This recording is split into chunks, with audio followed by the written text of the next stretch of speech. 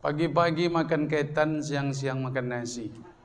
Yang jawab salam, saya doakan begini lagi. Assalamualaikum warahmatullahi wabarakatuh.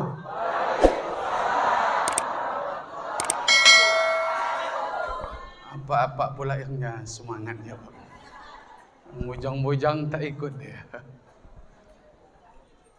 Bismillahi walhamdulillahi wasyukrulillah alladzi nahmaduhu wa nasta'inuhu wa nastaghfiruhu wa natubu ilaih wa na'udzu billahi min syururi anfusina wa min sayyiati a'malina may yahdihillahu fala mudhillalah wa may yudlil fala hadiyalah. Asyhadu an la ilaha illallah wa asyhadu anna Muhammadar Rasulullah.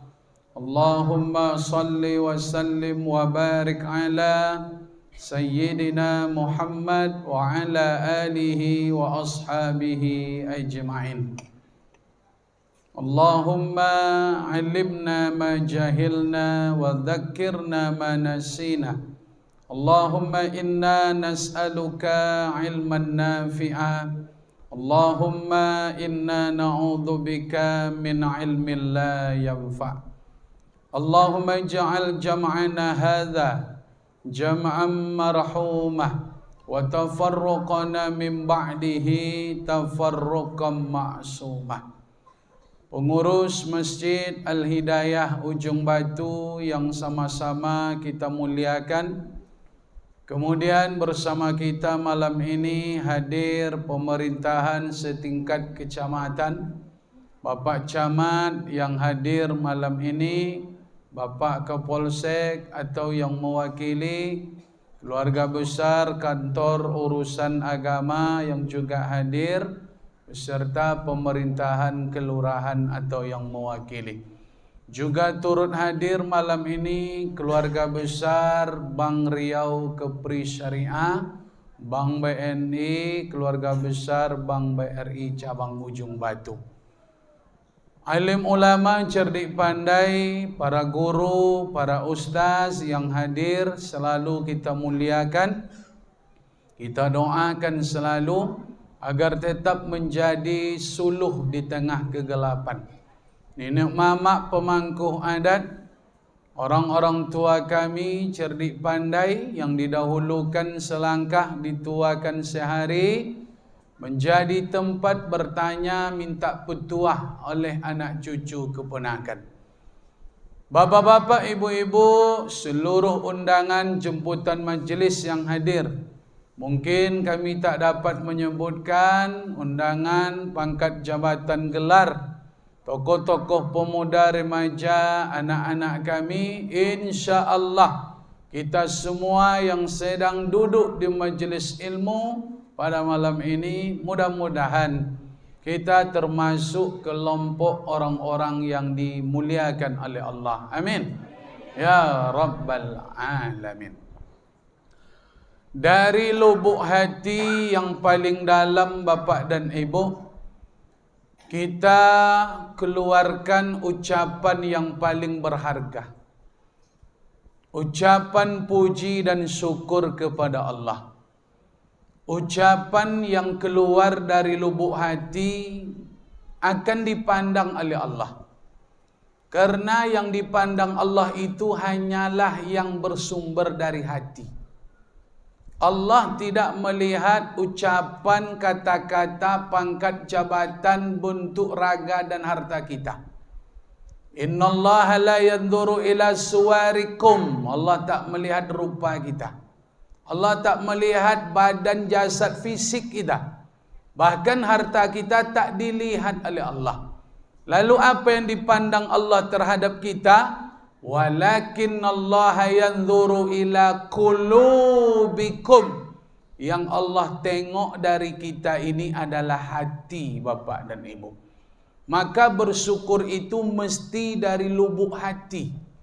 Kalau rasa syukur itu lahir dari lubuk hati, dipastikan dia akan bersyukur dalam keadaan apapun. Tidak hanya dalam keadaan kaya, Bahkan dalam keadaan miskin dia akan tetap bersyukur. Karena memang itu dari lubuk hati.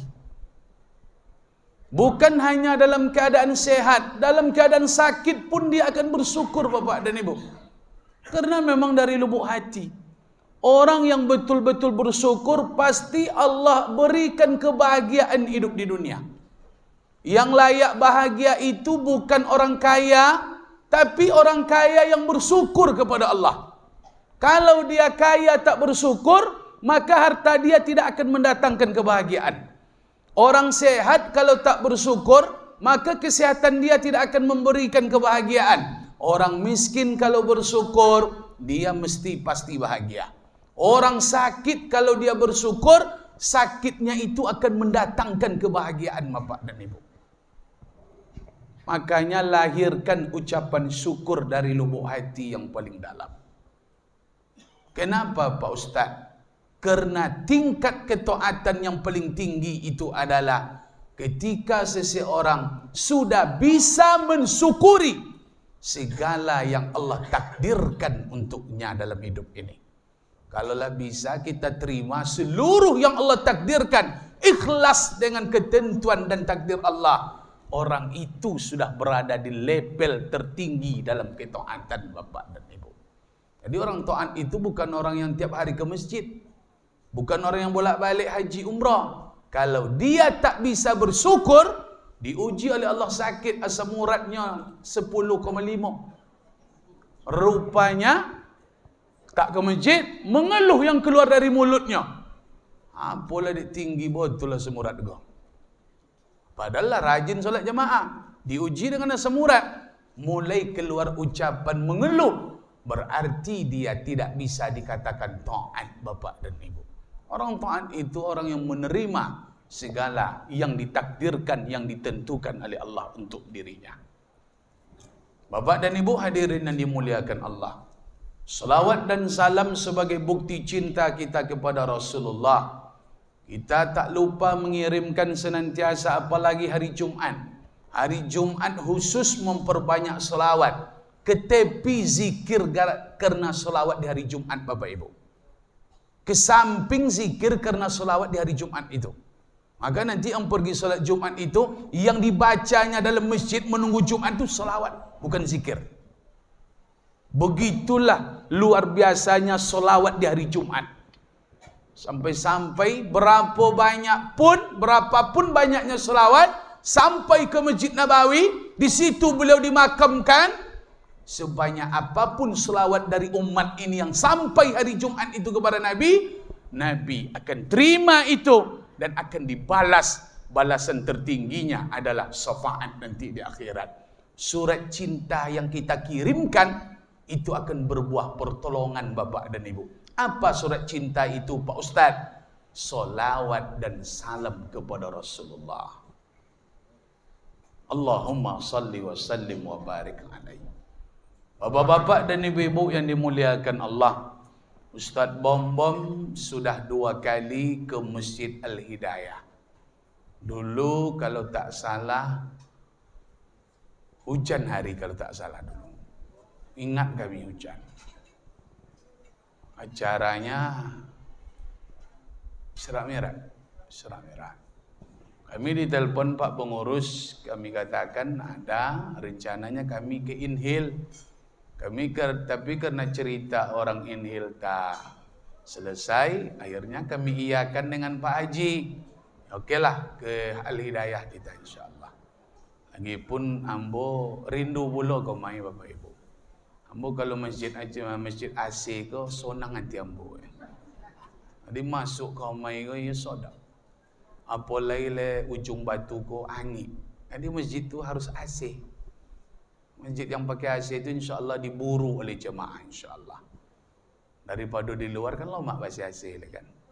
Tapi pengurus yang dermawan, yang menghidupkan AC itu yang bagus.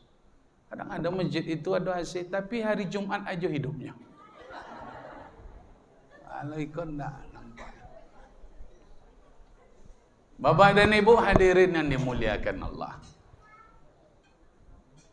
Kita yang membuat peringatan 1 pekan Muharram ini Mari kita nampakkan, mari kita tengokkan, bukan kita hanya menandingi peringatan 1 Januari, tapi kita akan membuktikan kepada saudara-saudara kita yang memang dia tidak lagi memperingati Muharram ini. Paham tak ni Bapak Ibu? Kita tengokkan semangat awak. Sebab umat Islam sendiri sudah banyak yang tidak semangat peringatan Pekan Muharram ini. Padahal Pekan Muharram inilah yang mesti kita semarakkan Bapak dan Ibu. Kenapa? Karena manuvernya, timbal baliknya di mana? Kalaulah umat Islam tidak semangat peringatan Tahun Baru Islam, otomatis ini manuver Bapak Ibu. Otomatis dia akan lebih semangat ketika nanti peringatan Tahun Baru yang sifatnya bukan Islam. Tahun Baru Masehi Januari, dipastikan umat Islam itu akan semangat. Kenapa? Karena memang di sisi lain kita tak semangat peringatan Muharram ini. Itu kalau tidak bisa dicerna tu tidak ada pihak adalah. Artinya apa?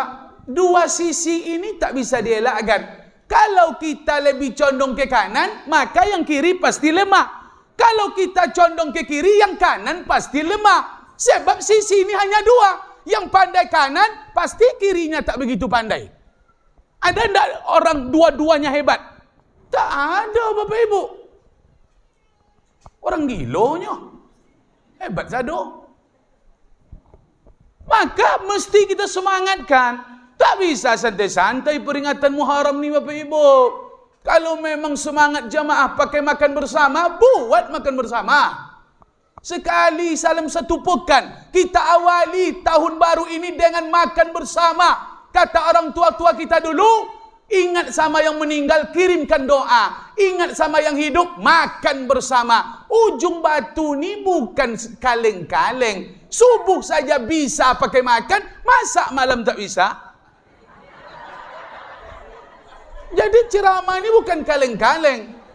Saya ceramah di ujung batu ni bisa insyaAllah ujung batu ni. Kecuali saya ceramah dengan negeri yang baru masuk agama ke dalam Pak. Baru bisa merasakan wirid ceramah. Ujung batu ni sudah menjadi VIP. Sudah menjadi excellent Bapak Ibu. Geleng. Subuh saya bisa disediakan nasi oleh orang ujung batu. Masa malam pakai kuih kotak?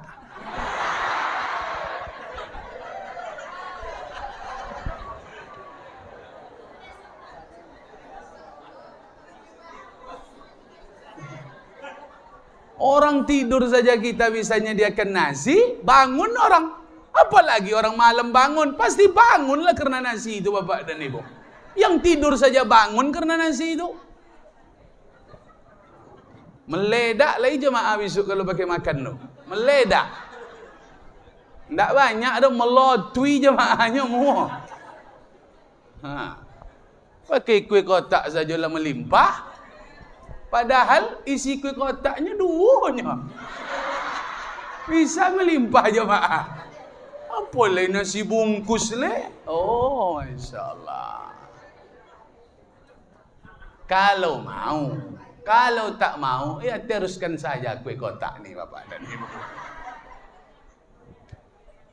Kalau memang tahun besok rencana, Bapak-bapak Ibu-ibu yang ada kelebihan rezeki, saya 1 ekor kambing Pak Pengurus. Itu Saya 1 ekor pula, tak mesti kerbau. Kambing aja 2 ekor, makan kita semua. Kalau tak ada kambing, baru ayam. Kalau tak ada ayam, baru telur ayam.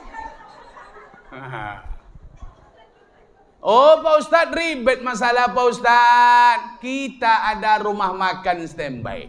Bungkus 300 bungkus, makan kita bersama di masjid ini. Sesuai tak? Bentang kain putih, biar sajadah tak kotor. Makan, marakkan Muharram. 300 bungkus selesai semuanya. 300 bungkus tu. Tak bersusah-susah ibu-ibu ujung batu Masjid Hidayah ni. Tapi kalau bisa kambing, itu luar biasa. Awak kalau kambing tu insya-Allah aman awak tu. Tensi Pak Ustaz. Awak kalau tak dapat kambing tu tensi awak.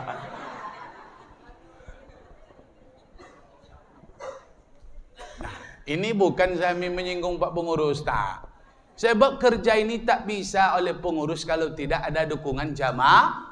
Jadi pengurus tak perlu berkecil hati. Yang tersinggung ni kita semua Bapak Ibu. Orang kaya tersinggung, pengurus tersinggung, jemaah tersinggung. Kenapa? Tak ada jaminan di Masjid Hidayah ini eksis peringatan Muharram. Boleh jadi 10 tahun nanti tak ada lagi peringatan itu. Kenapa? Karena yang akan berkuasa anak-anak muda hari ini yang tak ada pengekangnya acara ini. Tapi kalau kita kekang mereka, kita rangkul mereka dengan sesuatu yang indah yang akan diingat mereka berpuluh tahun, insya Allah jangankan 10 tahun, 50 tahun yang akan datang Masjid Hidayah tetap seperti ini Bapak dan Ibu. Tapi apa jaminannya? Makanya kita buat semangat, jangan santai-santai. Sesekali ini kan wirid, ini kan bukan wirid biasa ini Pak. Betul enggak?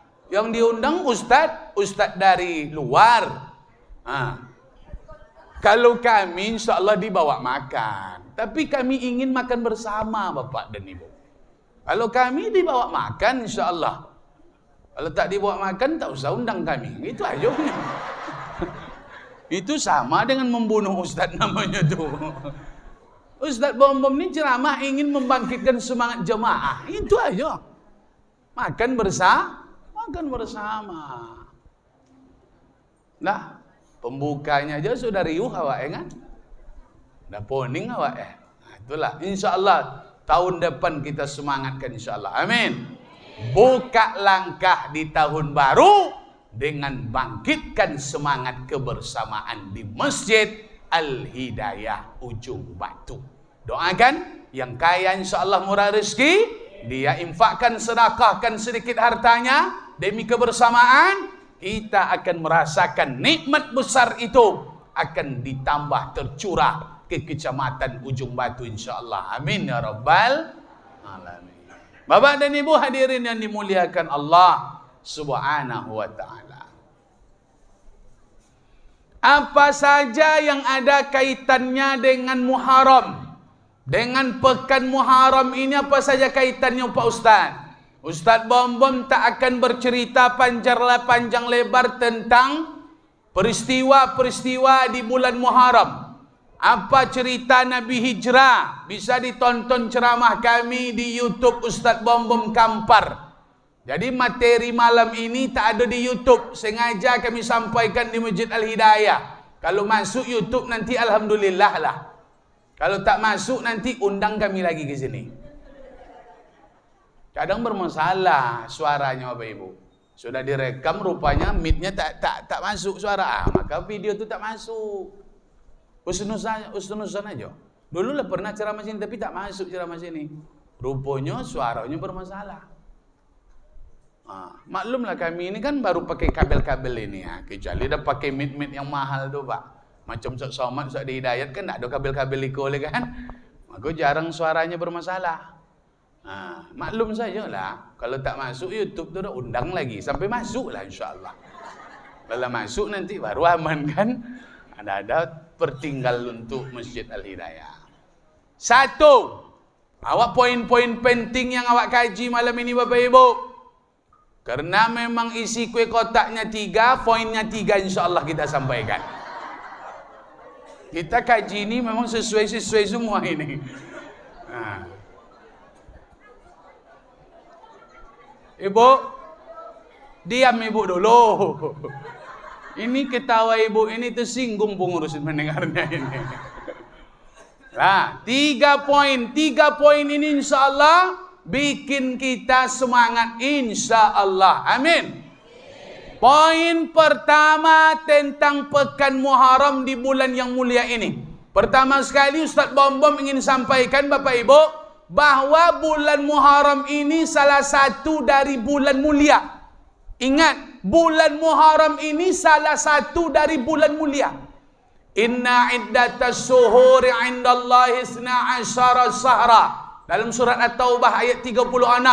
Sesungguhnya jumlah bilangan bulan di sisi Allah ada 12. Minha arba'atun hurum.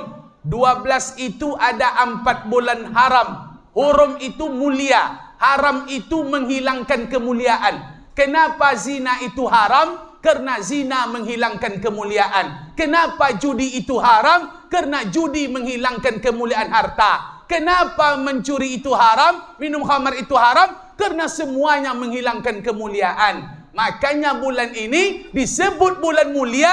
Jangan sampai kita kehilangan kemuliaan kita di hadapan Allah.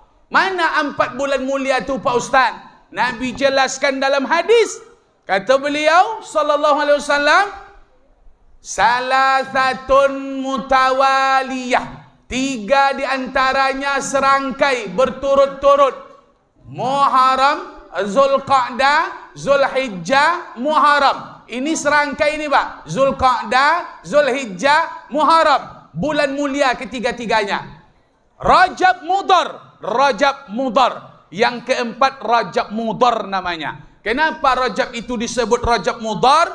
Karena Rajab dulu-dulunya sudah dimuliakan oleh suku Mudhar sebelum Islam Bapak dan Ibu. Maka nama Rajab itu Rajab Mudhar, dimuliakan oleh suku Mudhar. 4 bulan mulia termasuk bulan haram. Apa makna bulan mulia itu Pak Ustaz?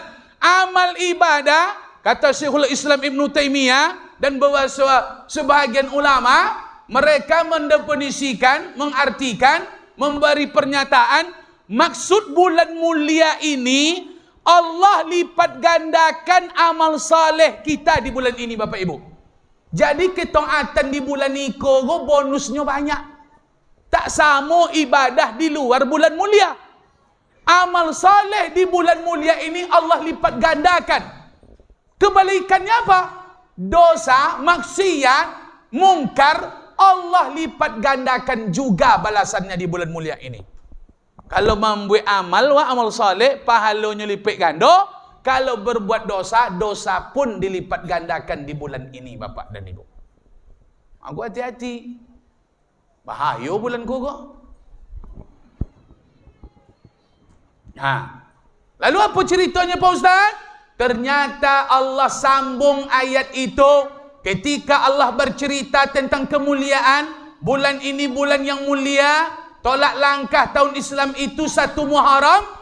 Ternyata ayat setelahnya bercerita, fala tazlamu fihinna anfusakum. Fala tazlimu anfusihinna anfusakum. Jangan kalian menzalimi diri kalian di bulan itu. Poin pertama tentang pekan Muharram, tinggalkan kezaliman Bapak dan Ibu. Rupa bulan kogo bulan yang melarang awak melakukan kezaliman. Allah katakan, Bapak dan Ibu yang dimuliakan Allah, jangan kalian zalim, fala tazlimu. Jangan kalian aniaya. Jangan kalian salah niat dengan orang. Jangan kalian aniaya orang lain. Zalim kepada diri, zalim kepada orang lain, zalim kepada Allah, zalim kepada manusia. Maka bulan ini menekankan perkara pertama yang harus dijaga oleh umat Islam di pekan Muharram ini adalah tinggalkan yang namanya kezaliman Bapak dan Ibu. Kenapa Pak Ustaz? Karena Nabi pindah dari Makkah ke Madinah itu. Apa penyebabnya? Umat Islam pindah dari Makkah ke Madinah, peristiwa hijrah yang dijadikan nama tahun Islam. Nabi itu pindah bukan pindah-pindah gitu aja Pak. Tidak pindah-pindah gitu je Nabi itu dengan sahabat. Kenapa umat Islam itu pindah? Sebab di Makkah tu kezaliman lah memuncak. Abu Lahab, Abu Jahal lah naik hampir panenya di Makkah tu. Parah kaum Quraisy di Makkah tu. Bantuan tak dapat umat Islam, memboli tak bisa umat Islam, berdagang tak bisa umat Islam, menikah tak boleh dengan umat Islam, segala macam urusan tidak bisa umat Islam dilibatkan. Begitulah kata pendekar, kata suhu Quraisy, Abu Lahab, Abu Jahal, Abu Sufyan mereka boikot umat Islam. Jangan kalian menjalin hubungan dengan pengikut Muhammad. Jangan sampai umat Islam bertambah di Makkah. Begitulah zalimnya Abu Lahab, Abu Jahal, Abu Sufyan. Karena umat Islam saking teraniaya, terboikot, terzalimi, maka di situ datang perintah supaya umat Islam pindah. Kenapa hal ini terjadi? Karena kezaliman merajalela di Makkah, Bapak dan Ibu. Aku zalim ikut yang harus awak antisipasi. Apa makna zalim, Pak Ustaz Bom? Zalim itu dalam kamus bahasa Arab, wada'us sayyi fi ghairi mahallihi, meletakkan sesuatu tidak pada tempatnya, zalim, Bapak dan Ibu. Kalau tidak pada tempatnya, zalim.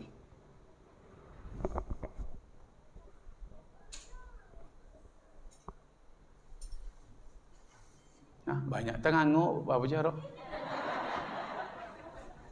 Jangan serius wano makan kue kotak tu. Serius betul tambah. Kan dua tadi kecil ambonya kan. Bismillah.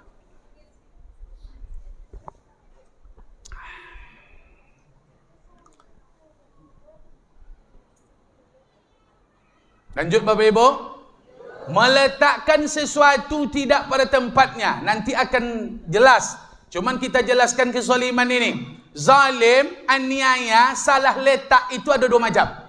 Pertama, zalim kepada Allah. Yang kedua, zalim kepada manusia.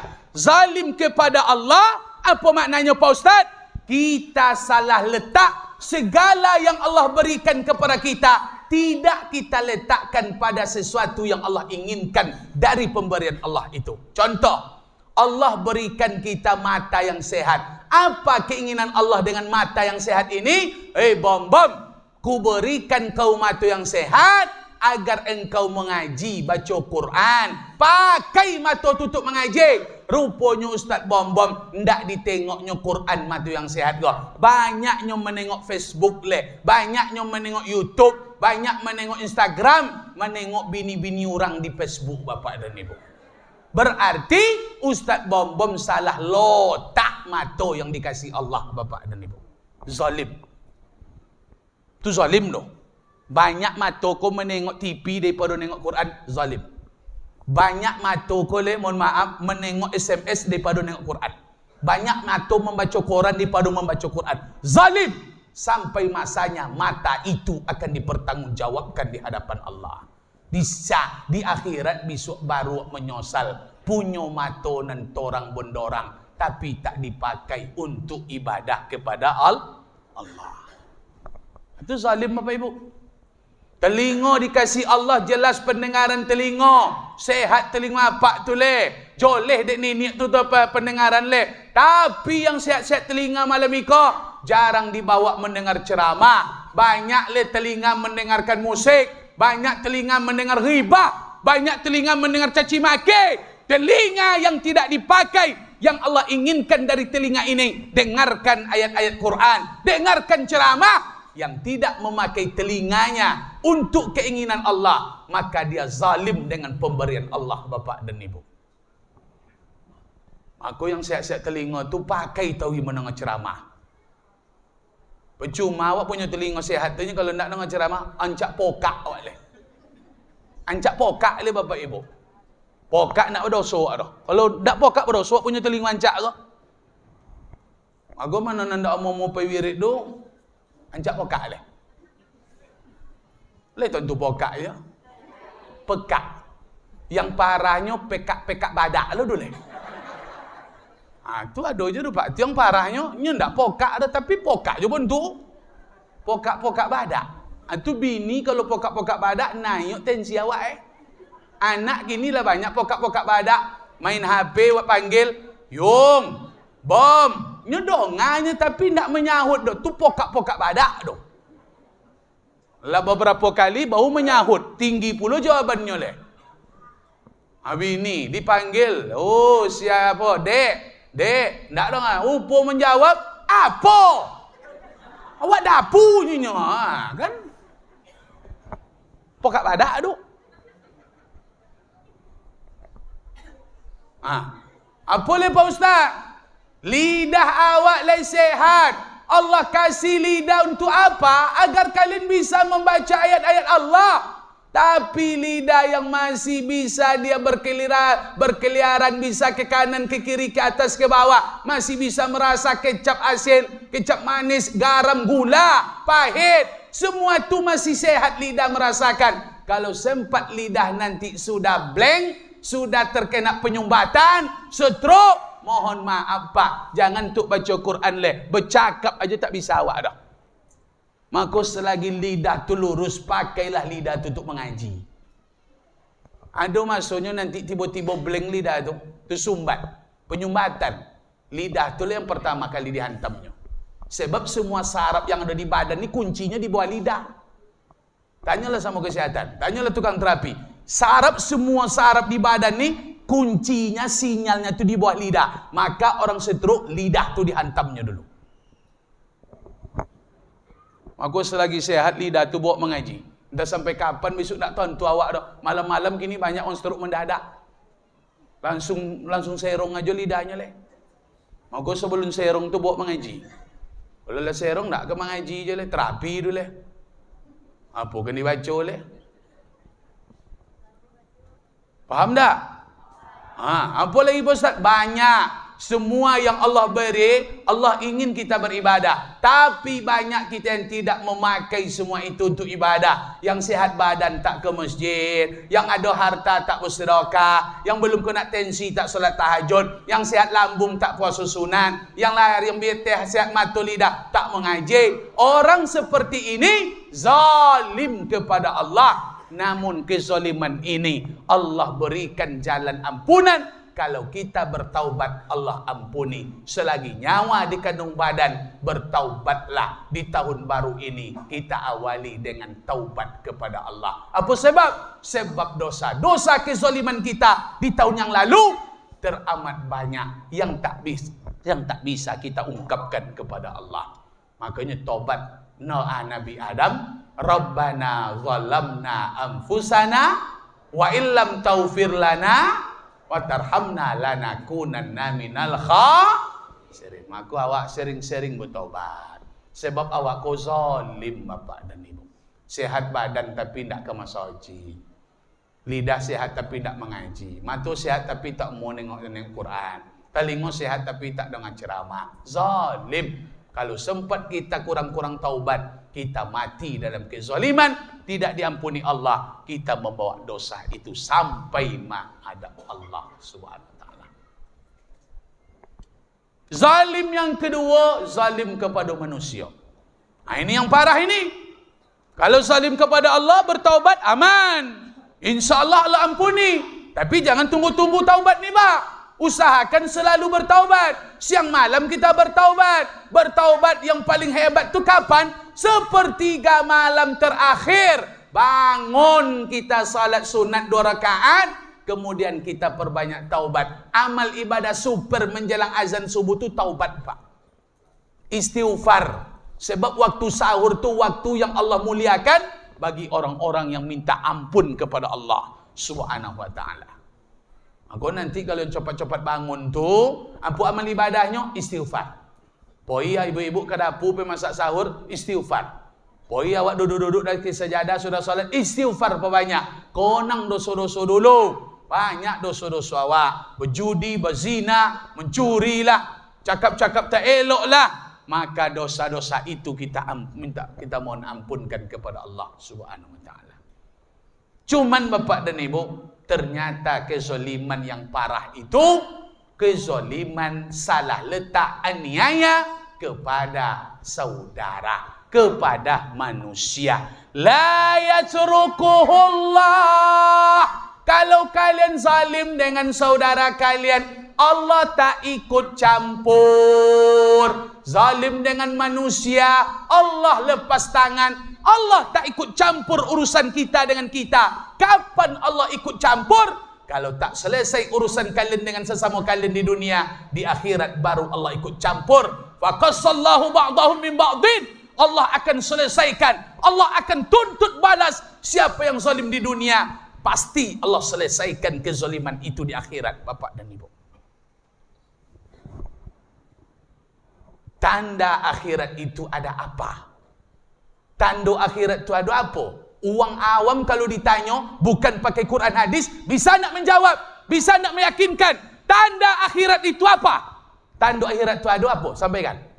Jangan sobek Quran hadis. Apa tanda akhirat itu ada, Bapak Ibu? Banyak perkara di dunia ini yang tak selesai. Tanda akhirat ada, urusan di dunia banyak tak selesai.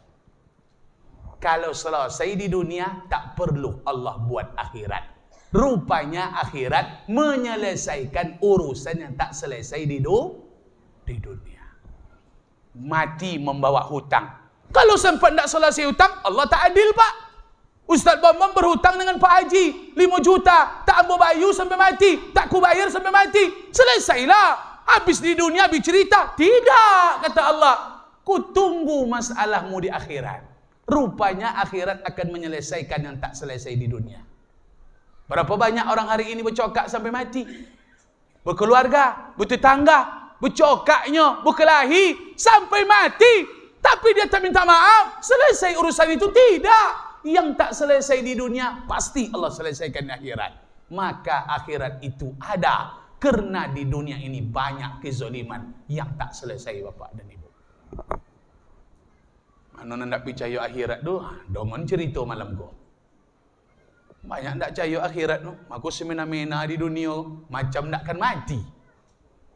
Macam nakkan mati babuik di dunia ko. Banyak orang sampai hati, Pak. Buat tengoklah perangainya tu macam nakkan mati bentuknya nyok. Sampai hati berbuat macam tu. Maka hati-hati. Jangan zalim. Awak petani, jangan zalim. Menjadi petani, jangan zalim dengan hasil tanian. Menjadi pedagang, jangan zalim dengan dagangan. Menjadi pengusaha, jangan zalim dengan usaha. Menjadi guru, jangan zalim dengan guru. Jadi ustaz, jangan zalim terhadap ustaz. Jangan zalim dengan profesi ustaz. Ustaz ni banyak juga yang zalim. Kami ustaz ni kan kalau milih-milih jadual, zalim kami, Pak. Ni pakai makan nih. Ni enggak dong. Tu pilih yang pakai makan. Kan zalim tu doh. Tu mohon maaf tu perangai kami, Pak. Ustaz, Assalamualaikum Ustaz. Salam. Ada jadual Pak Ustaz. Yang menelpon kau masuk paripurna pula tu. Aduh.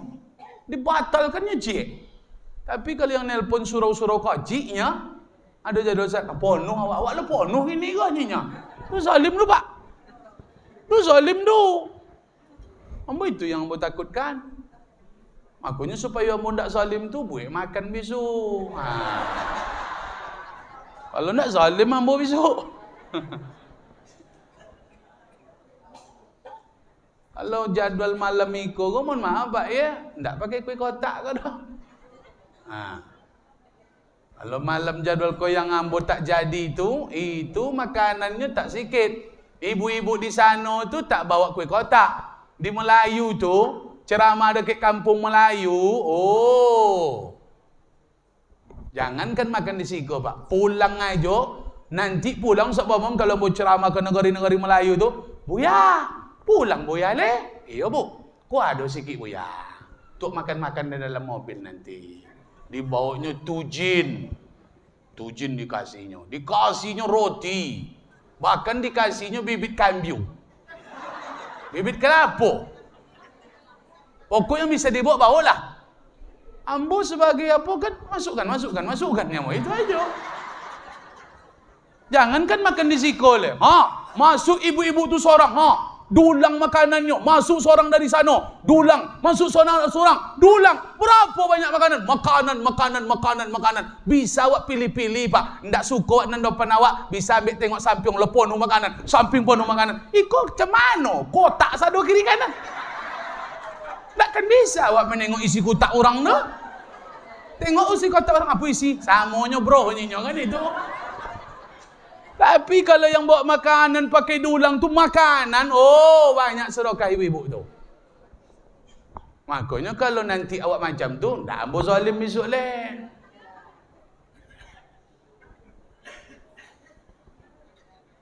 Faham tak ibu-ibu ni? Ibu-ibu ni ibu-ibu jemaah ahli hidayah tak kikir. Masjid saja awaklah pakai AC. Kalau tengok pengguna masjid ni orang sini tak kikir Bapak Ibu. Cuman kenapa ini belum dilakukan? Mungkin belum ada semangat untuk itu. Belum sampai berita kepada hati nurani kita. Padahal ini ringan sebetulnya. Berat lagi sumbangan ke AC ini Bapak Ibu. AC saja bisa beli mah. Masa untuk makanan sedulang aja wak berpikir, makan bersama aja berpikir wak. Kenapa belum bisa? Karena memang belum sampai berita kebenaran ke dalam hati. Kalaulah sampai ke dalam hati itu Pak, kun payakun. Tak sanggup kabupaten lain membuat. Ujung Batu Rahul Pak, sanggupnya subuh berjamaah bergelora. Apa mustahil untuk di Ujung Batu kok? Subuh aja tadi aku bilang. Subuh aja melotui. Subuh tu aja Pak pakai makan. Masa malam bagi kotak.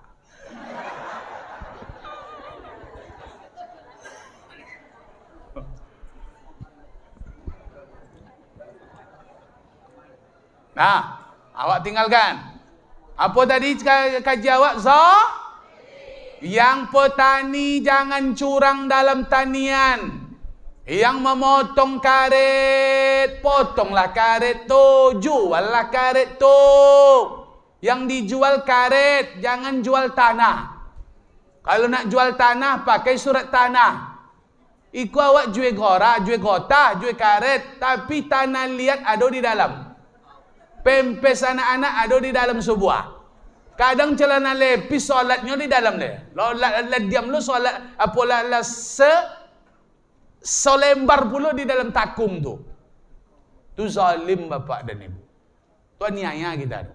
Salah niat kita dengan pembeli. Aku kalau ada yang petani jangan curang. Yang jual-jual buah-buahan, yang jual-jual durian, musim durian, kalau ndak manis durian tu bilang aja tak manis. Tak dibeli orang kenapa Ustaz? Ya risiko. Kenapa durian yang tak manis yang dijual? Iya ndak? Jangan salahkan pembeli.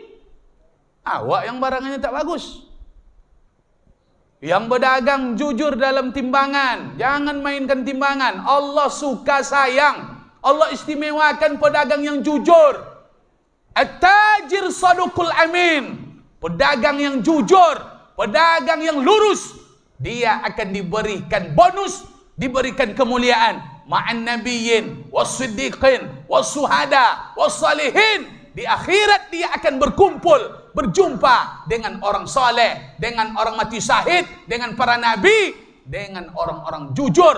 4 manusia paling mulia di dunia, di akhirat ternyata bisa berkumpul dengan orang pedagang yang jujur di dunia Bapak Ibu. Tak dengan bom bisa kumpul no. Dengan pedagang jujur, orang ini akan berjumpa nanti. Nabi, orang jujur, mati syahid, orang soleh. Aku jujur dalam menggalih. Dan main-mainkan timbangan. Mana yang menimbang. Tapi kalau nya bohong, innal munafiqina fid darkil asfali minan nar. Orang yang tipu-tipu, tak sesuai ucapannya dengan kejadian, tak sesuai dengan apa yang dilakukannya, zalim. Nanti dia akan masuk ke dalam neraka, bukan bagian atas. Ternyata kerak neraka itu untuk orang munafik Bapak dan Ibu. Aku nyawa jangan duto-duto, jangan tipu-tipu, kau neraka besok. Bahaya kau nak neraka kau.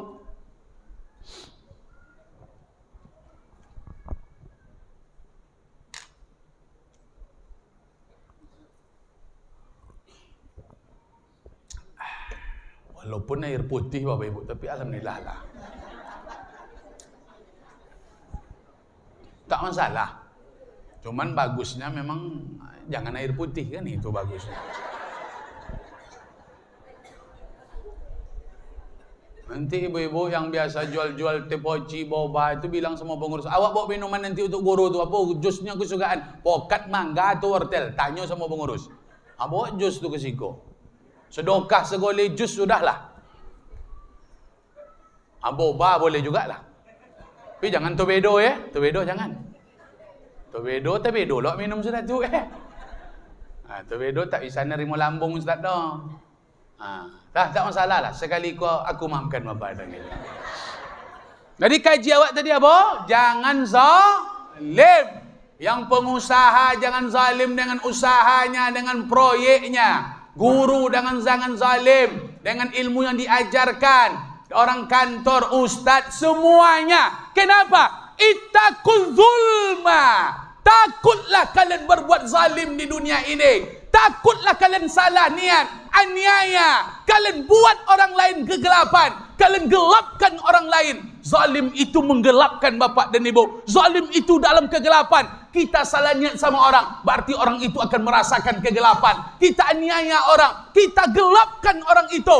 Orang yang zalim, yang salah niat, yang menggelapkan hidup orang, membuat kehidupan orang gelap. Nanti di akhirat, fa inna zulma zulumatun yaumal qiyamah. Kezaliman itu akan Allah berikan kepada dia di akhirat. Akhirat itu terang benderang, tapi karena dia zalim di dunia, dia akan merasakan akhirat itu gelap bapak dan ibu. Maka nan zalim-zalim di dunia kok, nan cilako-cilako di dunia tu kolam besok di akhirat tu. Poningnya di akhirat besoknya kolam nampak akhirat deh.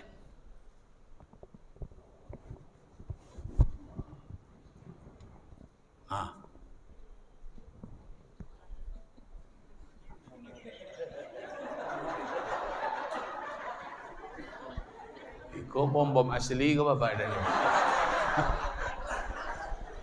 Awak kau lah kawe tiba kau. Ambo kalau pergi masjid kau tak kau anang namo. Imamnya nam bom ni situ nya. Ambo kalau nengoknya memang terasa ambon tulang berlansing bapak dan ibu. Alhamdulillah lah imam awak sehat insyaallah. Amin. Bacaannya merdu bapak. Bapak ibu ambo kalau solat dah ikut luar biasa. Tak sia-sia masjid awak go imam macam itu. Kalau macam tu imam tak juga solat jemaah itu. Siapa tu imam ni? Malaikat mau izuh imam tu leh. Lah macam tu imam tak jua pak rajin ke masjid leh. Allahu akbar. Ambo aja tak takun-taku ambo di belakang. Ditambah nu sejus ambo nak masalah dah. Tak jadi wirid malam ni selesai kan? Bi cerita je. Tapi nikmat solat dapat dah awak. Solat balik leh. Lah, balik cerita leh. Zalim. Jangan zalim. Bapak dan ibu yang dimuliakan Allah, Ustaz Bambam gugah semangat jemaah Al-Hidayah. Kenapa perkara ini Ustaz lantang betul Pak Ustaz? Seolah-olah masalah zalim luar biasa. Betul. Karena kezaliman itulah yang membuat kita tak mungkin masuk surga Bapak dan ibu.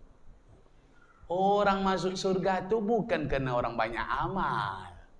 Masuk surga bukan karena amal Bapak Ibu. Amal banyak tu bisa hilang macam debu ditiup angin besok di akhirat. Kenapa? Amal kalian yang membunuh, membukit, hilang seketika karena zalim di dunia. Maka orang yang pasti masuk neraka tu orang zalim. Yang tak bisa diselamatkan di akhirat tu orang zalim. Orang cilako nakkan selamat di akhirat dah. Percayalah. Lain golak je korang jangan. Agak berisi golaknya dengan diambung gitu.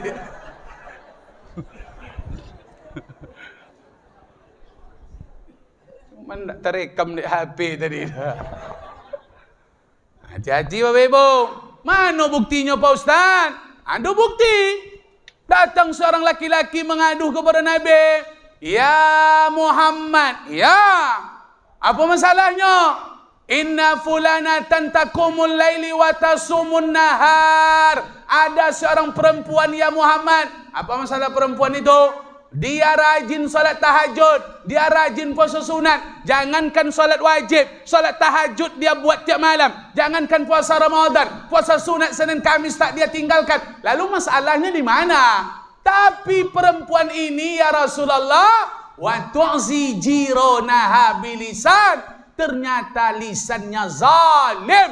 Dia menganiaya orang dengan lisan. Lidahnya tajam kepada tetangganya. Tetangganya tak tidur lelap gara-gara lidahnya. Tetangganya tak makan kenyang gara-gara lidahnya. Orang tak senang hati karena lidahnya. Amalnya banyak, tapi dia zalim pakai lidah. Lidahnya menzalimi orang, tuduh orang, fitnah orang, aniaya orang, cakap tak elok. Bagaimana reaksi ini Pak Ustaz? Pahala banyak. Tak tinggal salat tahajud, puasa sunat. Rupanya Nabi tak katakan, tak masalah itu. Kan banyak amalnya. Tak macam itu kata Nabi dah. Kan amalnya banyak. Rupanya perempuan yang taat tadi, yang amalnya membukit, menggunung. Jangankan yang wajib, yang sunat dia lakukan. Nabi sampaikan, la khaira fiha. Perempuan itu tak ada kebaikannya. Wahia min ahlin nar. Dia masuk neraka, Bapak dan Ibu. Hancur amal kerana zalim. Aku hati-hati, tak laku amalan awak kalau awak zalim kau dah.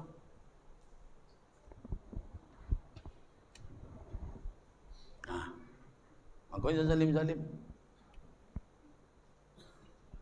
Ibu boleh faham? Boleh ngerti?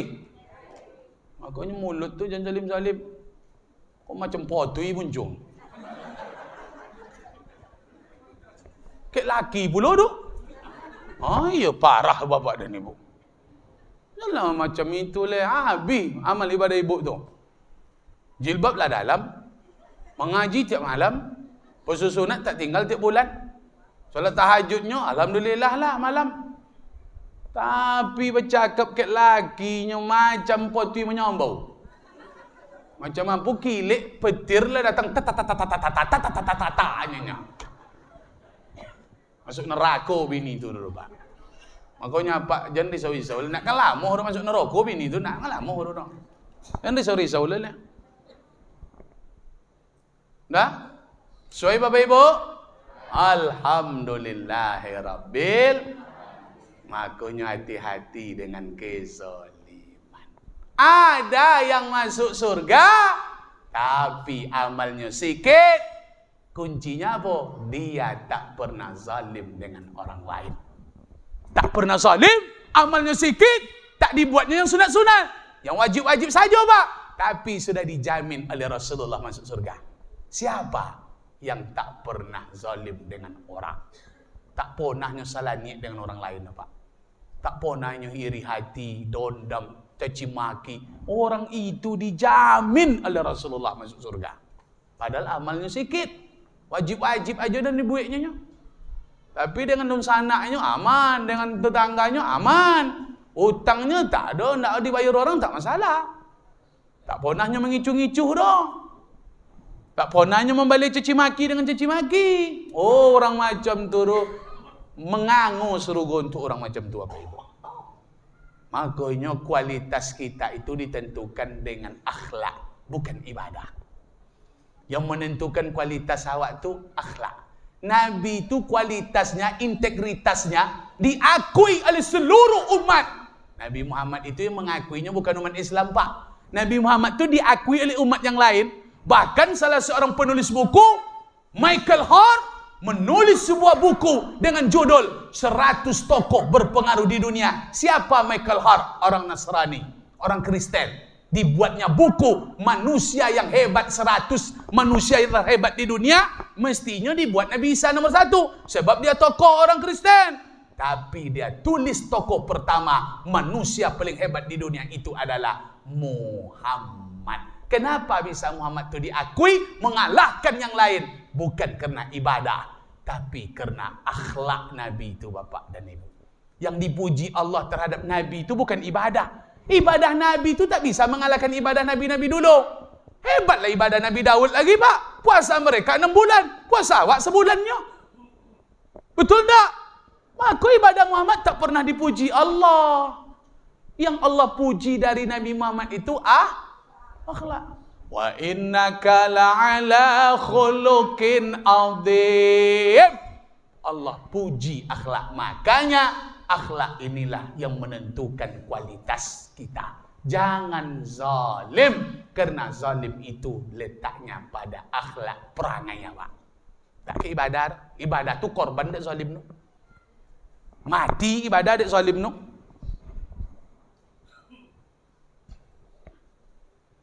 Zalim kepada orang tua. Aku nak selamat hidupnya dah Pak. Antarnya orang tua ke panti, nak selamat hidupnya dah. Melawan ke orang tua, takkan selamat hidupnya dah. Zalim kepada suami, melawan ke suami, takkan selamat dah. Takkan bahagia dah. Rumah tangga. Zalim kepada isteri, takkan selamat kehidupan rumah tangga awak. Makanya apa-apa jangan zalim ke bini. Jangan tampau-tampau, jangan pukul-pukul, jangan aniaya ke bini. Sayang ke bini.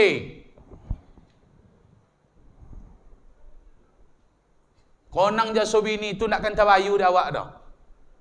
Melahirkan anak awak berapanya pak anak yang dilahirkannya. Bertujuh anak awak, inyo sado melahirkan. Nak ada awak surangnya dah. Betul? Tu, belocak-locak bini. Tampar-tampar bini, pukul-pukul. Itu memanglah putui tali apa tu. Kalau ada suami macam tu ke bininya, itu memanglah terbalik sebenya tu. Nak terkonang jaso bini dah. Jaso paling godang tu di situlah. Inyo mengandung anak awak, siap lalang ngandung inyo. Lo melahirkan le, inyo pula yang menyusui le, inyo pula yang mentuani le, yang memelihara, mendidik. Inyo mengurus anak go, antar jemput sekolah, banyak bini awak yang antar jemput le. Yang memasakkan anak tu bini awak. Juo, nangis anak malam yang bangun untuk menidurkannya balik siapa? Bini juo. Awak ambil huruf bini jago pak. Makanya jangan salah-salah niat ke bini. Ada duit kasih sama bini sado. Itulah laki-laki sejati tu.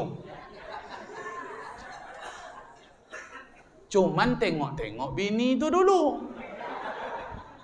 Kalau bini itu ngerti paham dengan agama, setelah duit dikasih sama bini, bini mudah ngasih sama laki balik. Nampak laki nak ngerokok nanti, okay bang, duit rokok ni ambil lah. Nampak laki nak mengopi, bang, duit tu ada di bawah apa tu, di bawah kain, pakailah abang nak pergi ngopi, minum-minum teh tolong. Kalau macam tu bini pak, kasih sadonyo.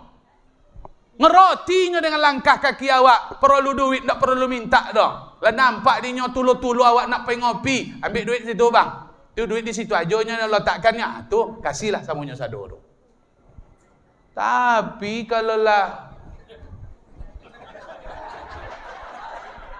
sampai ke inyo tu tak dapat minta balik dah pak. Bau hutang awak di kopi gara-gara bini tu. Kopi sekowek berhutang juga. 3.000 kopi sekorek kok bisa pak berhutang? Rupanya duit di bini sado. Kalau macam tu bini pak ya, tak usahlah kasih sadonya. Tu menderita pak besok saya lah. Padahal agama memang nyuruh kasih sado, tapi kalau macam tu tengok-tengok dulu. Jangan salah niat sama bini. Ambo tu pak, tak ada, tak bayang nambo bini ambo di rumah. Apa nanti makanan yang ambo beli untuk untuk rumah singgah nanti kalau ada makanan. Sebab di sikon tak ada makanan kan dibawa pulang kan.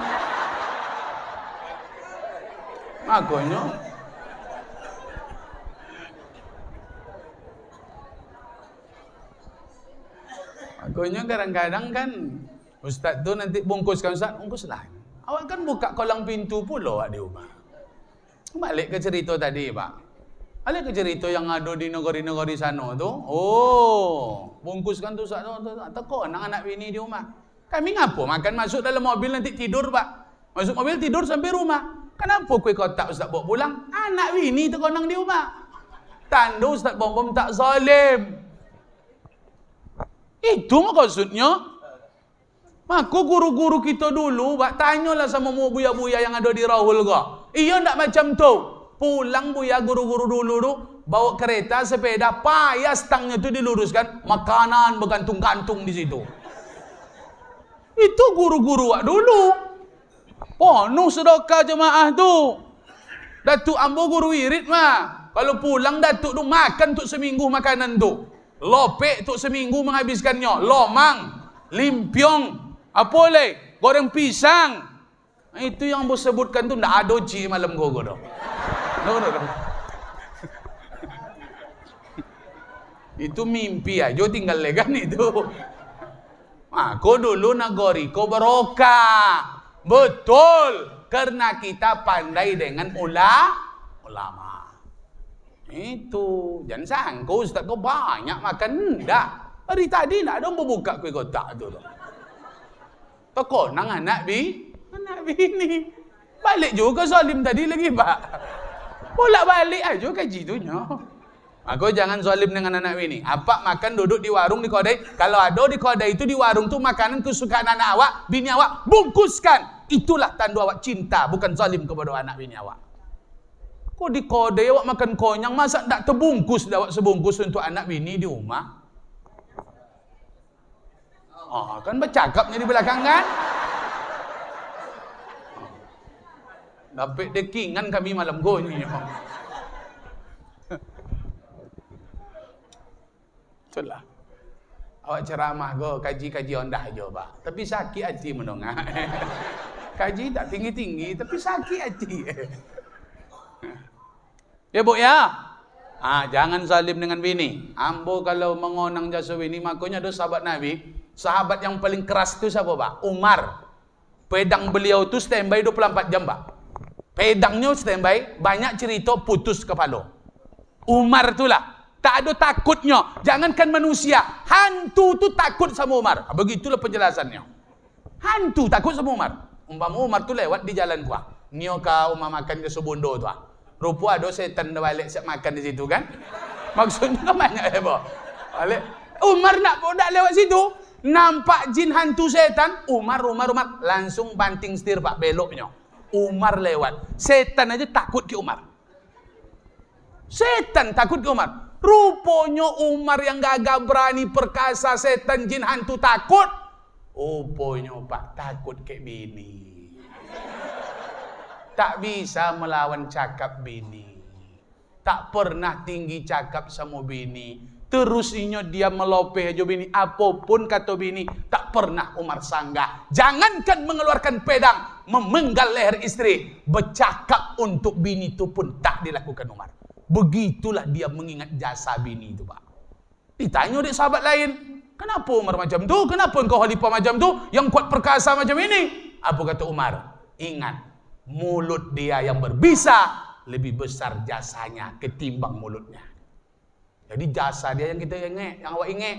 Terkonang dia aku jasanya melahirkan anak. Terkonang dia aku jasanya mencuci kain, memasak, mengurus rumah. Kalau itu yang kita ingat, maka kita takkan pernah zalim dengan istri kita, Bapak dan Ibu.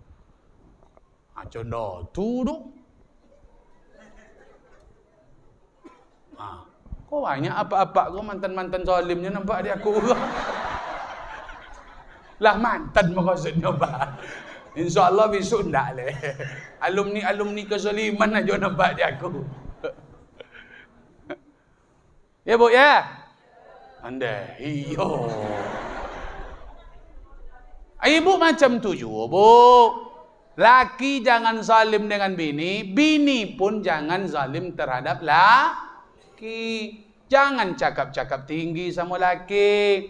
Ibu tu masuk surga bukan karena salat, bukan karena puasa. Perempuan tu masuk surga, cepat dia masuk surga, bukan karena ibadah. Kalau nak cepat masuk surga, macam kilat masuk surga, kuncinya mana? Wa ata'at zaujaha, patuh dengan laki. Itu secepat kilat masuk surga tu. Aku kalau ada ibu-ibu jemaah hidayah besok nongkrong parkirnya di luar surga, itu yang pelawan-pelawan tu, Pak. Tu pembangkang-pembangkang tu besok tu. Jumpa ambo besok di luar-luar besok ambo. Iku ibu ahli hidayah kayaknya ambo. Jemaah hidayah. Iya, Ustaz. Apa nongkrong-nongkrong? Maklum lah, Ustaz. Kami kan pembangkang dulu katanya. Makanya kalau nak masuk surga ibu pasti itu penyebabnya. Sama laki cakap macam sama godang aja. Masa cakap ke laki macam sama godang? Walaupun laki itu muda berawak, walaupun laki itu lebih ketek gajinya, walaupun suami itu lebih tidak terhormat, kita lebih terhormat daripada suami, tidak ada alasan seorang istri bisa bercakap macam sama besar dengan suaminya. Macam apa cakap sebayo dengan suami, macam tu dibuatnya. Macam apa dengan orang lain bercakap sebayo, macam tu dibuat sama suami. Demi Allah, perempuan itu takkan mencium bau surga. Apa lagi melawan-melawan leh. Dipanggil tak mengongak. Malam gak monggok-monggok. Kunci pintu. Suami lolok di luar. Oh! Nak masuk surga? Astagfirullahaladzim.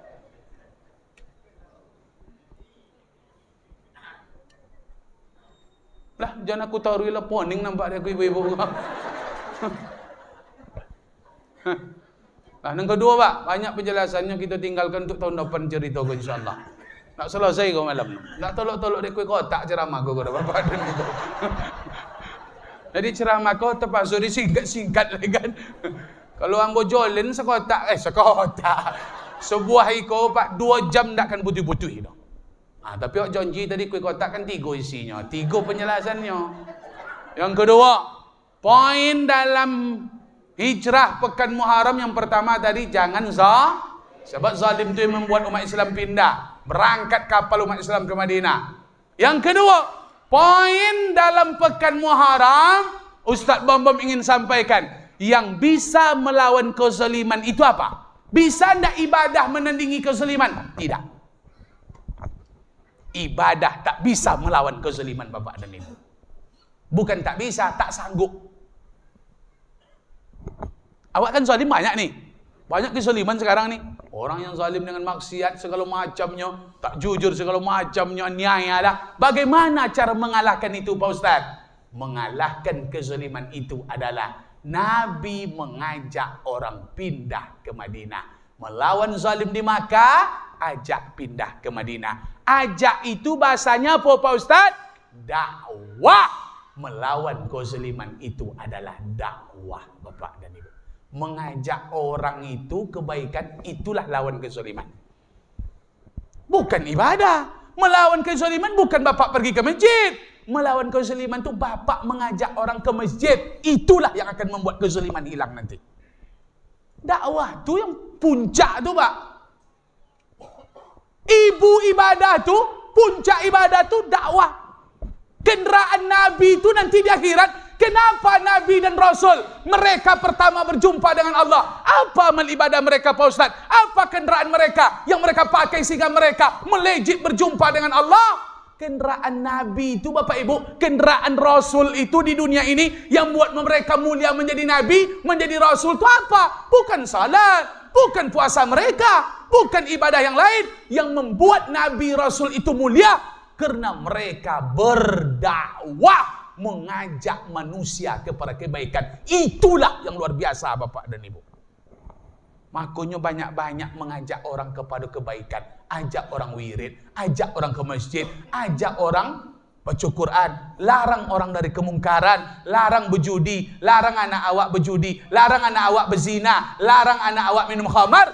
Itulah yang dakwah. Kalau dakwah ini tak kalian besarkan, dakwah ini tak kalian lakukan, la ta'murunna bil ma'ruf wa la tanhawunna 'anil munkar. Tidak kalian ajak manusia untuk kebaikan, tidak kalian cegah kemungkaran dari lingkungan kalian. Yang kaya semakin kaya, yang ke masjid cuma rajin ke masjid, yang mengaji rajin terus mengaji, tapi tak diajaknya orang ke masjid, tak diajaknya orang wirid, dia cuma beramal sendiri-sendiri, dia soleh sendiri-sendiri. Apa kata Nabi? Auliyusikanallah ayyab'asa iqaban min indillah. Turun bencana musibah, datang masalah di dunia ini, datang gempa bumi, datang longsor, datang segala macam musibah, baru kita berdoa kepada Allah, ampuni kami ya Allah, ampuni kami, kerana kami tak mencegah kezaliman, tidak mencegah kemungkaran. Doa kita tak diterima Allah. Kenapa? Kerana kita tak berdakwah, mengajak orang kepada kebaikan Bapak dan Ibu. Makanya pakai keadaan sekarang itu berdakwah. Mudah kita berdakwah daripada Nabi-Nabi dulu Pak. Nabi awak berdakwah, jenguk ke rumah, yuk ke masjid, solat, baca Quran. Awak pakai HP pun tak mau berdakwah. Besar peluang awak berdakwah sekarang dunia teknologi canggih ini. Tapi malang melintang awak apa? Lebih banyak awak bergelimang dosa di media daripada berdakwah. Ajaklah orang, kirim di WA di grup. Datang nanti malam ya Ustaz Bambang ceramah Masjid Hidayah, Tabligh Akbar. Melatui macam apa ke SSB. Buat macam tu wirid seluruh masjid iga. Kenapa bisa Ustaz Somad melatui jemaahnya? Sebab awak berlumba-lumba mengajak orang di HP. Betul tak? Betul tak? Kenapa Ustaz Somad aja buat macam tu? Buatlah Ustaz Bambang macam tu. Awak salah di situlah. Tiba Ustaz kau beryeyo berdakwah. Ajak orang. Pemerintah ikut menekan. Oh, gubernur ikutnya macam Ustaz Hidayat. Gubernur, wakil gubernur ikut susoro sodap. Oh, camat diundang-undang. Patutlah melatui masa YA Agung tu nya. Cuba jangan macam tu. Nakkan datang orang no. Tapi apakah cuma itu aja kita berdakwah? Makanya wirid-wirid mingguan pun tetap ajak orang, Pak. Solat jamaah tetap ajak orang pakai HP go berdakwah. Jangan nyebar-nyebar kebohongan. Jangan berita-berita yang tak tentu tu. Mohon maaf, Pak. Ustaz memang betul salahnya, Pak Ustaz. Memang salah orang tu. Walaupun yang terjadi di Jakarta, kalian tahu berita tu pasti salah, fitnah, aib. Kalian sebar demi Allah, berdosa kita Bapak Ibu. Kamu tak ada menyebar-nyebar kabar tu, suci pun tak ada mau sebar. Apa untungnya? Gara-gara itu awak lalai untuk mengajak orang kepada kebaikan, mabuk kirim viralkan, rusak awak Bapak Ibu. Apa itu dipiralkan? Ceramah tu viralkan le, kata-kata hikmah tu dipiralkan, ancaman orang tak pergi wirid, balasan orang solat jamaah, itu aja isi WA tu, banyak insya Allah kebaikan yang awak tuai. Kau ndak ada HP pakai untuk nyebar-nyebar entah apa, nengok Facebook, tengok bini orang, Allahu Akbar. Nengok bini orang kau jadi Facebooknya. Kamu lah nengok bini awak lah. Bapak halo.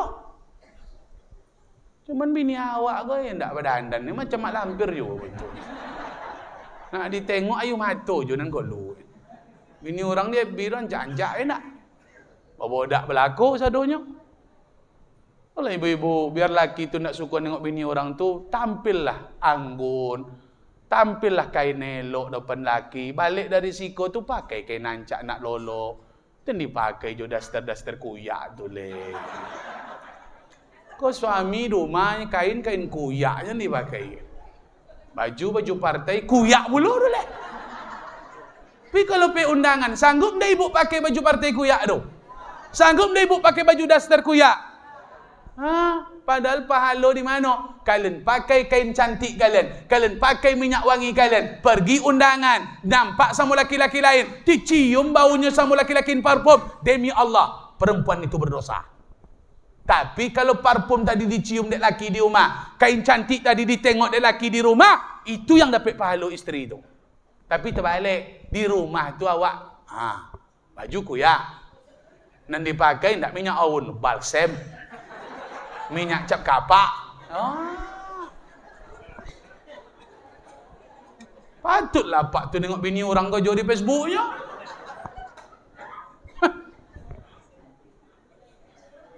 Iya ndak Pak? Iya.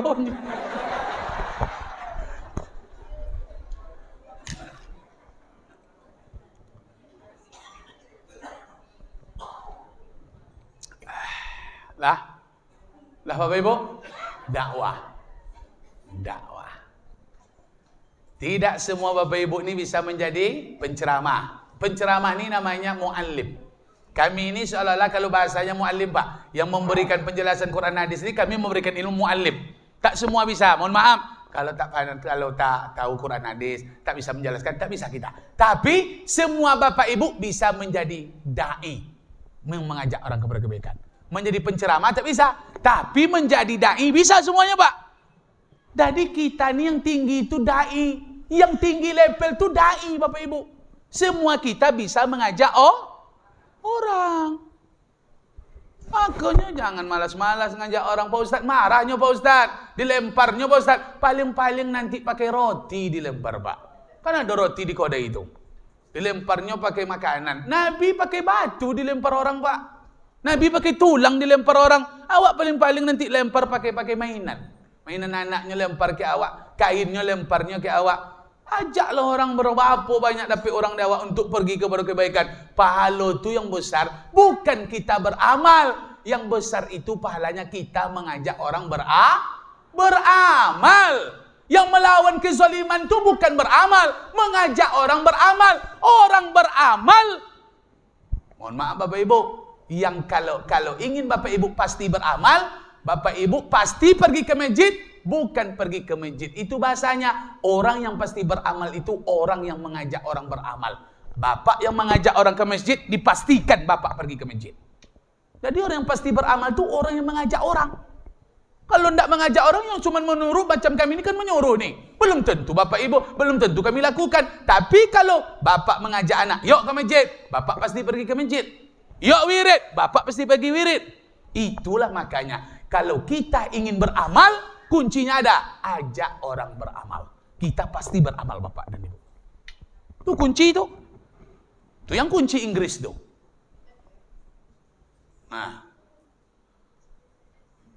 Nah, panjang penjelasannya itu tak sanggup ke kotak nanti Bapak, tak bisa. Besok lagi kita sambung tahun depan lagi itu. Dan terakhir, apa kunci apa benang merah poin pentingnya Muharram ini Pak Ustaz? Poin terakhir, ternyata Nabi mengajak orang hijrah itu, hadisnya masa hubungan hijrah ini ada kaitannya dengan ikhlas. Bayang tak Bapak Ibu, orang pindah dari Makkah ke Madinah, tapi hubungan pindah ini ikhlas pula Pak. Innamal a'malu binniyat. Niat amal ini tergantung niat. Faman kanat hijratuhu ila Allah wa rasulih. Siapa yang pindah ke Madinah, siapa yang berhijrah ke Madinah karena Allah dan karena Rasul, fa hijratuhu ila Allah wa rasul, maka pindahnya karena Allah dan Rasul. Namun siapa yang hijrah pindah, faman kanat hijratuhu, dia pindah ke Madinah pertama karena ingin mencari dunia, lidunya, dia ingin mencari dunia, ingin kaya nanti di Madinah, ingin berdagang, ingin berjual, ingin berusaha, au awimra'atin, karena mencari seorang perempuan untuk menikah agar punya istri di Madinah. Nabi katakan, yang cari dunia dia akan dapatkan dunia, yang cari perempuan untuk menikah dia akan menikah. Ternyata Bapak dan Ibu, tentang hijrah ini poin pentingnya ikhlas. Amal ibadah yang diterima Allah itu ikhlas Bapak dan Ibu. Jadi hijrah tuh beramal nih, pindah nih, meningkat nih, yang kita tingkatkan itu bukan amal. Percuma meningkatkan amal kalau tidak ikhlas. Jadi yang ditingkatkan amal tuh ikhlasnya ditingkatkan. Kalau amal tuh tidak bisa ditambah loh Pak. Amal tidak bisa ditambah, cemano lo nak meningkatkannya. Salat tahajud tuh gitu-gitu aja nya. Puasa sunat tuh Senin Kamisnya, nggak ada puasa sunat Selasa Rabu loh. Jadi yang ditingkatkan itu bukan jumlah amalnya, tapi kualitas amal tuh. Cemano kualitas tuh nak dapet? Tentu amal tuh mesti sering-sering dibuat. Ikhlas tuh susah Pak. Kalau amal-amal sesekali, wirid-wirid sesekali itu ndak ikhlas. Ustaz bom-bom lah ngatakan. Maka kalau nak ikhlas amal tuh mesti sering dilakukan. Sebab yang ikhlas itu karena sering Bapak dan Ibu. Kalau sesekali buat amal tuh kemungkinan jauh dari ikhlas tuh. Maka ujung-ujungnya kedua-duanya dapat. Ikhlas itu kualitas, ikhlas itu ditingkatkan, pasti amal kita meningkat dan amal kita hebat, bagus Bapak dan Ibu. Maka bukan amal tuh bukan banyaknya yang ditingkatkan, ikhlasnya. Sebab amal ikhlas itu pasti banyak Bapak dan Ibu. Pasti nanti dia tambah banyak, tambah banyak, tambah banyak. Karena dia beramal sudah karena Allah. Paham Bapak Ibu? Paham tak nih? Ikhlas. Ibu di rumah tuh keluar kerja semua di rumah ikhlas. Menyusi, memasak itu pahala besar ibu tuh. Melahirkan anak, menyusui anak, mengurus anak, mengurus suami, memasak, menyuci. Apalagi di rumah tuh semuanya ibu yang lakukan. Cuman kadang-kadang gara-gara perkara suami yang tak menurutkan keinginan, yang tak bawa awak jalan-jalan sesekali, yang tak mengasihi awak sesuatu yang awak inginkan, akhirnya ibu-ibu ini masuk ke kamar, mengumpat dia, dibilangnya semua pekerjaannya. Awak menyuci, awak menyosak, awak memasak, awak ngurus anak, awak semuanya. Tapi awak tak diboli-bolikan ini itu. Tak dibawa-bawanya awak jalan ke Kelok 9. Menyosal. Poning macam kotorun, tak sanggup aku lagi, tak sanggup aku lagi. Ibu yang ngomong macam tu dalam kamar, dibilang semuanya. Mulai dari mengurus anak segala macam, demi Allah, seketika pahala itu hilang. Hilang pahala itu sadonya. Maka jadi itu nanti dijadikan sandaran. Kalau anak nanti ada yang tak sadap, anak yang pelawan sama awak, tak dijenguknya awak lah menikahnya, tak balik-balik dah. Jangan dicakap-cakap itu. Kau anak kadang tak berbakti ke awak dah. Menyosal mengandung wang, menyosal menyusui wang, menyosal mendidik wang, macam kau perangai wang, habis pahala tu. Dan anak macam tujuannya. Maka tak usah disebut-sebut itu. Hilang pahala tu kalau tak ikhlas tu lagi. Ikhlas itu tidak berbunyi. Kalau berbunyi tidak ikhlas. Suwe ikhlas itu ada tidak ikhlas di dalam? Surat al-ikhlas itu ada tidak ikhlas itu di dalam? Tak. Kalau suwe yang lain Pak, adanya di dalam. Suwe al-ma'un, ada tidak kata-kata al-ma'un di dalam? Ada surat takasur, ada enggak kata-kata takasur di dalam? Ada surat al-fil, ada enggak al-fil di dalam? Ada surat wal asri, ada enggak wal asri di dalam? Wadduha, wattin, ada enggak di dalam? Surat al-ikhlas, ada enggak kata-kata ikhlas di dalam? Tak ada. Qul huwallahu, bukan qul huwallahul ikhlas. Itulah ikhlas lupa. Dia ada tapi tak berbunyi. Maka jangan berbunyi. Kalau berbunyi, tak ikhlas dah. Pengurus masjid, pengurus anak yatim, pengurus korban, jangan berbunyi. Kalau berbunyi, tak ikhlas dah. Kan banyak awak berbunyi kan? Nasib korban batang cemeh, fitnah di jemaah, berbunyi lah. Oh, kalau macam tu terserah kalian lah. Dan nak nanya di pengurus lah, poning neng kalian. Berbunyi tu. Tak ikhlas dah. Awak tanggung aja lah. Fitnah, cobaan, pujian, dan besar pula dari itulah. Besar takkan besar kita dengan pujian. Hina takkan hina kita karena hinaan. Karena orang memfitnah. Maka orang ikhlas tidak besar dipuji, tidak kempes kalau dihina. Makanya pekerjaan baik itu lakukan walaupun orang tak menilai kita elok, Bapak dan Ibu. Itu ikhlas tu. Kau masa haji, kau kalau ikhlas awak tak peduli awak cakap orang lah. Bini apapun cakap ke awak, pokok kau masa haji apa-apa. Kadang bini kau tak eloknya ke awak dong. Sangkonya lah tobat iyo nyinya. Ikutnya kau. Awak mulai nak kau masa haji lah bercakap entah apa-apanya. Lah tobat iyo nyinya. Tengok kalian ayah kalian lah tobat. Tengok ni. Apanya apa tu? Oh, iyo menyosal dan kau nyinya. Pancinya, kempesnya dihina adik bini, dicemeh adik bini. Tak boleh macam tu, Pak. Ikhlaskan. Faham tak? Suai? Panjang gajinya, Pak. Tak sanggup 5 untuk membayar malam. InsyaAllah ada kesempatan nak sambung nanti. Tahun depan insyaAllah. Amin ya Rabbal. Balik ke pangkal kaji, ceramah biar sikit. Tapi hati awak sakit, Bapak dan Ibu. Sakit itu maknanya tersimpan di dalam hati. Kalau ceramah ni Pak teringat awak, tersimpan, ada harapan kita akan berubah insyaAllah. Tapi kalau ceramah ni tak tersimpan, tak masuk, masuk telinga kanan, keluar telinga kanan, keluarnya balik. Tak masuk namanya dok. Kalau masuk telinga kanan, keluar telinga kiri, masuk tu. Tapi tak singgah dia tu. Ini memang tak masuk. Masuk telinga kanan, keluar telinga kanan tu balik. Berartinya memantul. Kalau memantul ceramah aku tak sampai ke hati. Tak ada harapan kita berubah, Bapak Ibu. Tapi kalau masuk ke dalam, sampai ke hati, terkonang cakap Ustaz Bom-Bom, masalah makan tadi itu kan terkonang sampai itu dong. Sakit hati. Tapi insyaAllah tahun depan, saya yakin, aku yakin, jemaah Masjid Hidayah, pengurus dan segenap orang-orang kaya dermawan pasti akan melakukan apa yang kami sampaikan malam ini insyaAllah. Amin. Amin. Kalau tidak ada nanti perubahan, Ustaz lain aja undang. Jangan undang aku nanti. Malu aku Bapak dan Ibu. Oh, pula diundang macam ku juga boleh ya, Pak. InsyaAllah pasti ada perubahan insyaAllah. Amin ya Rabbal. Orang-orang yang ada dari yang rezeki dan insyaAllah kita akan di depan. Tak perlu pakai kas masjid ini, Pak. Untuk tahun depan Muharram nanti makan bersama orang kaya. Berdiri, berlima, berenam, bertujuh. Selesai sadonya tu. Tak akan terpakai kas masjid. Untuk acara-acara itu bisa kita yang diberi rezeki itu. Waktu itulah kita tengokkan harta itu. Kita pakai untuk membesarkan syiar Allah Subhanahu Wa Taala. InsyaAllah tambah murah rezeki kita. Amin ya Rabbal. Terima kasih Bapak dan Ibu. Segala ucapan tak berkenan, tutur kata menyinggung, kata-kata yang tidak tertata, sindir yang tidak terukir. Dari lubuk hati kami yang paling dalam, Ustaz Bom-Bom mohon diberi maaf sedalam-dalamnya Bapak dan Ibu. Lagi dimaafkan? Alhamdulillah ya Rabbal. Kesalahan Bapak Ibu sudah kami maafkan. Kalau ada masalah kue kotak itulah sudah kami maafkan tadi Bapak. Tak salah itu. Masalah air nih, kami komplain air datang tisu. Kami maafkan Bapak dan Ibu. Awak komplain air tisu yang datang. Allah kami maafkan dong insyaallah. Tak ada masalah satu.